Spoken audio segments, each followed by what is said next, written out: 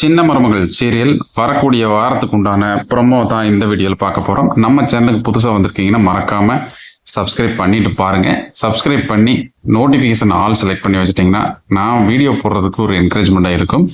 தயவு செஞ்சு சப்ஸ்கிரைப் பண்ணிவிட்டு ஆல் செலக்ட் பண்ணிடுங்க. வர வாரத்தில் பார்த்தீங்க அப்படின்னா என்ன நடக்க போகுது அப்படிங்கிறத ப்ரெடிக்ஷன் இந்த இதில் தெளிவாக பார்க்க போகிறோம். ஐஸ்வர்யா சேதுவை தேடி தமிழோட வீட்டுக்கு அங்கே இருக்கிறாங்க. அப்போ தமிழுக்கு ஒரு காலேஜில் ஒரு ஃபங்க்ஷன் வைக்கிறாங்க. அதாவது பெஸ்ட் ஸ்டூடெண்ட் அப்படிங்கிற ஒரு அவார்டு கொடுக்குறாங்க. அந்த அவார்டை வாங்குறதுக்காக ஃபேமிலியிலேருந்து எல்லாருமே போகும்போது சேதுவுமே அங்கே இருக்காரு.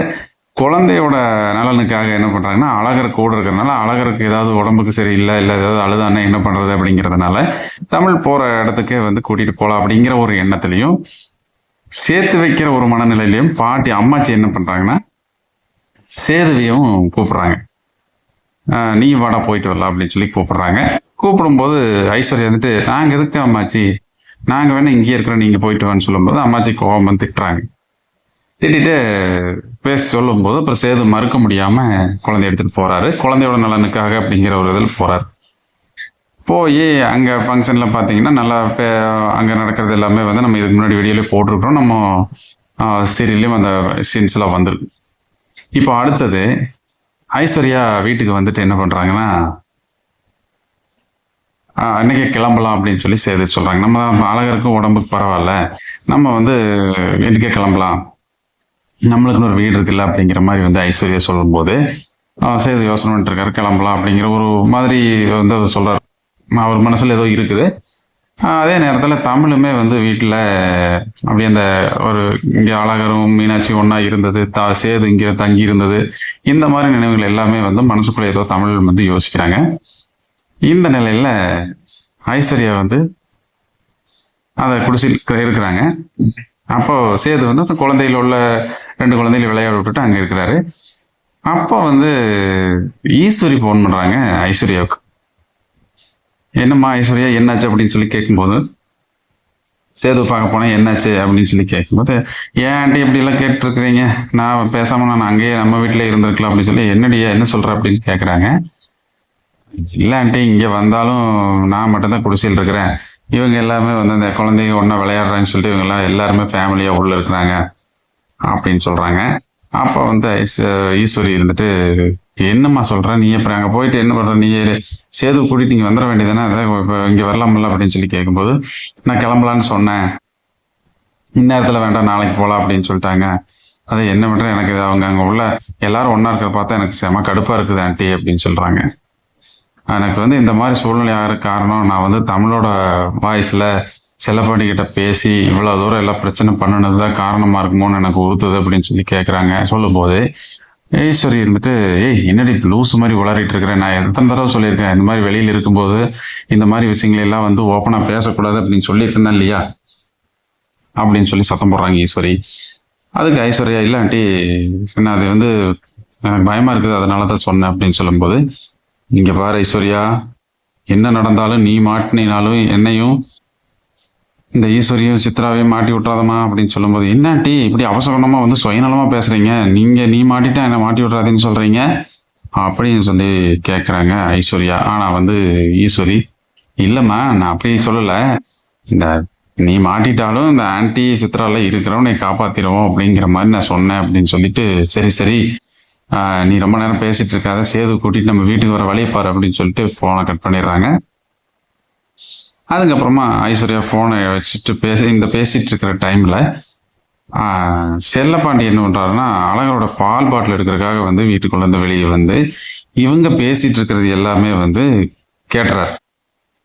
இவர் கேட்டதை ஐஸ்வர்யா கவனிக்கல. இப்போ அடி பாவிகளா இப்படியா பண்ணியிருக்கிறீங்க, என்னோட பொண்ணோட வாழ்க்கையவே கெடுத்துட்டீங்களே அப்படின்னு சொல்லி மனசுக்குள்ளே நினச்சிட்டு உங்களை என்ன பண்ணுறேன்னு பாரு அப்படின்ட்டு போகிறார். போகும்போது என்னடா போன அப்பா ஒன்றும் காணும் அப்படின்னு சொல்லிட்டு தானம் வெளியே வராங்க. வெளியே வரும்போது செல்லப்பாண்டி போகிறாரு. என்னப்பா பால் குட்டி எடுத்துட்டீங்களா அப்படின்னு கேட்கும்போது, எடுத்துட்டோமா அப்படிங்கிறாரு. என்னப்பா சொல்கிறீங்க, எடுத்துட்டேன்னு வேற என்னப்பா பிரச்சனை, ஏன் ஒரு மாதிரியா இருக்கிறீங்க அப்படின்னு கேட்கும்போது, இங்கே ஐஸ்வர்யாவும் ஈஸ்வரியும் பேசிட்டு இருந்த அந்த இதுகளை வந்து பேச்சுவார்த்தை என்ன பேசுனாங்க அப்படிங்கிறத வந்து சொல்றாரு. சொல்லும்போது வந்து அப்பா இந்த விஷயத்த நீங்க இப்படியே போய் இப்பவே மாமாட்ட சொன்னீங்கன்னா அவர் கண்டிப்பா வந்து நம்பவா போறாரு, கண்டிப்பா நம்ப மாட்டார். அதனால நம்ம வந்து எவிடன்ஸோட போகணும்ப்பா, அப்பதான் வந்து அவரை நம்ப வைக்க முடியும் அப்படின்னு சொல்லிட்டு வாங்கப்பா அப்படின்னு சொல்லி கூட்டிட்டு போறாங்க. கூட்டிட்டு போயிட்டு அவரோட அதாவது தனத்தோட போன்ல அவங்க அப்பா போன் வாங்கி அந்த நம்பர்ல இந்த ஐஸ்வர்யாவுக்கு மறுபடியும் ஃபோன் பண்றாங்க. ஃபோன் பண்ணி எப்படி பேசுறாங்கன்னா ஈஸ்வரி பேசுற மாதிரி வாய்ஸ் மாத்தி பேசுறாங்க. ஈஸ்வரி பேசுற மாதிரி, அம்மா என்னம்மா ஐஸ்வர்யா, நான் பேசிட்டு இருக்கிறக்க ஃபோன் கட் ஆயிடுச்சுமா, நம்ம என்ன பேசிட்டு இருந்தோம் அப்படின்னு சொல்லி, இது என்னோட வேற ஒரு சிம்மு, அதுல இருந்து உனக்கு கூப்பிடுறேன் அப்படின்னு சொல்லி சொல்லும்போது, ஆண்டி அதான் ஆண்டி தமிழோட குரல்ல நான் வந்து செல்லப்பாண்டி கிட்ட பேசி அந்த பேசின விஷயத்தினால ஏற்பட்ட பிரச்சனைகளை பத்தி எல்லாம் பேசிட்டு இருந்தா, அதை வந்து நீங்க யாருக்கிட்டையுமே வந்து இந்த விஷயத்தெல்லாம் சொல்லக்கூடாது, நான் நீங்க சொல்லித்தான் இந்த மாதிரி எல்லாம் நான் பண்ணினேன் அப்படிங்கிற விஷயத்தெல்லாம் வெளியே சொல்லக்கூடாது அப்படின்னு நீங்க சொன்னீங்க ஆண்டி, அதை பத்தி தான் பேசிட்டு இருந்தோம் அப்படின்னு சொல்லி சொல்றாரு ஐஸ்வர்யா சொல்றாங்க. இந்த நேரத்தில் இந்த பேசுற அந்த விஷயங்கள் எல்லாமே வந்து தனம் ரெக்கார்ட் பண்ணிக்கிறாங்க போன்ல, அந்த கால் ரெக்கார்ட் பண்ணிடுறாங்க. இதெல்லாம் செலவணி கூட இருந்து பார்த்துட்டு இருக்காரு. என்ன வேணுமோ அந்த விஷயத்துல எல்லாமே வந்து தனம் பேசி ஐஸ்வர்யிட்ட இருந்து விஷயத்த வாங்கிடுறாங்க. எப்படி பேசினா நம்ம வந்து அந்த விஷயத்தை கறக்க முடியுங்கிறத தெரிஞ்சுட்டு வந்து டோட்டலாக வந்து எல்லாமே பேசி இது பண்ணிடுறாங்க. சரிம்மா நான் வந்து இப்போ நாளைக்கு பார்க்கலாம், நீ கண்டிப்பாக வந்துடு அப்படின்னு சொல்லிட்டு ஃபோனை கட் பண்ணிடுறாங்க. சரிங்க ஆண்டின்னு சொல்லி ஐஸ்வர்யாவும் இது பண்ணிடுறாங்க. அதுக்கப்புறமா காலையில் கிளம்பலாம் அப்படின்னு சொல்லிட்டு எல்லாமே வந்து வர்றாங்க. அப்பா வரும்போது வந்து என்ன பண்ணுறாங்கன்னா, இந்த நேரத்தில் தான் நான் வந்து இப்போ ஐஸ்வர்யா அதுக்கு முன்னாடியே இவங்க தனம் வந்து அதுக்கு முன்னாடி பேசி முடிச்சிட்டோன்னே, ஏப்பா ஐஸ்வர்யாவுக்கு மட்டும்தான் குரலை மாற்றி பேச தெரியுமா, எனக்கும் பேச தெரியும்ப்பா, நான் பாருங்க நாளைக்கு காலையில் மிகப்பெரிய ஒரு விஷயம் நடக்க போகுது பாருங்க அப்படின்னு சொல்லி சொல்கிறாங்க தனம். இதை வந்து செல்லப்பாண்டி பார்த்துட்டு இருக்காரு. அடுத்தது காலையில் வந்து சேது கிளம்புறதுக்காக தயாராகிறாங்க. ஏன்டா பேராண்டி கிளம்புறியாடா அப்படின்னு சொல்லி வந்து பாட்டி கேட்குறாங்க, அம்மாச்சி கேட்குறாங்க. ஆமாம் அப்பதான் நான் போகிறேன் அப்பதான் அப்படின்னு சொல்லி கிளம்புறாங்க. கிளம்பும்போது வந்து தனம் வந்து வர்றாங்க. மாமா ஒரு நிமிஷம், போகிறீங்க இதை கேட்டுட்டு போங்க மாமா அப்படின்னு சொல்லி கேட்கும்போது, என்ன தனம் அப்படின்னு கேட்குறாரு சேது. சேது கிட்ட வந்து தனம் சொல்கிறாங்க, தெளிவாக சொல்லிடுறாங்க, மாமா இந்த மாதிரி வந்து அப்பா வால்குட்டி எடுக்க போனார், அப்போ வந்து இவங்க இந்த மாதிரிலாம் பேசிட்டு இருந்தாங்க. நான் வந்து இந்த விஷயத்த வந்து நீங்கள் சொன்னால் நம்ப மாட்டீங்கன்னு எனக்கு தெரியும். அதனால நான் வந்து என்னோட ஃபோன்ல இருந்து ஈஸ்வரியம்மா பேசுகிற மாதிரி பேசி ஐஸ்வர்யா கிட்ட நான் பேசினேன். பேசும்போது இந்த மாதிரிலாம் நடந்தது, இப்படியெல்லாம் பேசினாங்க, இந்த மாதிரி விஷயங்கள்லாம் இருக்குது, அதை நான் வந்து ரெக்கார்ட் பண்ணிக்கிறேன், நீங்கள் போட்டு கேளுங்க அப்படின்னு சொல்லி வந்து கேட்க சொல்கிறாங்க. கேட்க சொல்லிட்டு தெளிவாகவே வந்து என்னென்ன நடந்ததுங்கிறத அப்படியே வந்து அவர் சேது கேட்குறாரு. கேட்க வந்து சேது பயங்கரமாக டென்ஷன் ஆகி கோபத்தில் அப்படியே வந்து கொப்பளிச்சிடுறாரு. இது எல்லாமே ஐஸ்வர்யா பக்கத்துல இருந்து பார்த்துட்டு அப்படியே ஷாக்காகி என்ன நடக்க போகுது அப்படிங்கிறத தெரியாம வந்து ஐஸ்வர்யா நிற்கிறாங்க. சேது முழுசா வந்து அந்த அந்த ஆடியோவில் இருக்கிறத கேட்டுட்டு தனத்தையும் ஐஸ்வர்யாவையும் மாற்றி பார்க்குறாரு.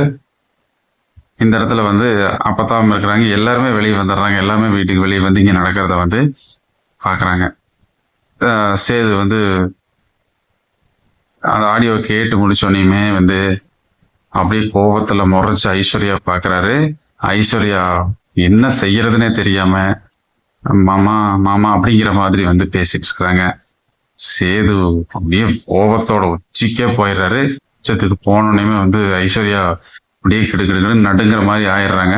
எல்லாருமே வந்து தமிழ், செல்லப்பாண்டி, தமிழோட அம்மா, தனம், அப்பத்தா எல்லாருமே அங்க என்ன நடக்க போகுது அப்படிங்கிறத வந்து ஆவலா பார்த்துட்டு இருக்கிறாங்க.